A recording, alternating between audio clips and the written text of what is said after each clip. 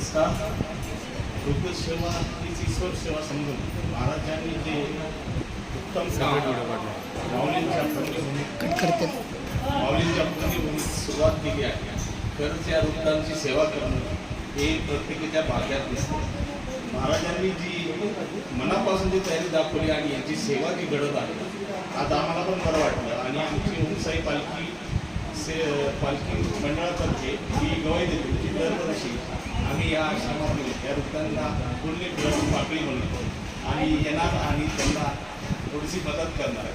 आमचे जे साई भक्त आहेत यांचं सर्वांचं मन या वृद्धाश्रमापासून खूप फळलं आणि त्यांना असा आनंद वाटला की आपण हे काम अजून चांगल्या रीतीने करू.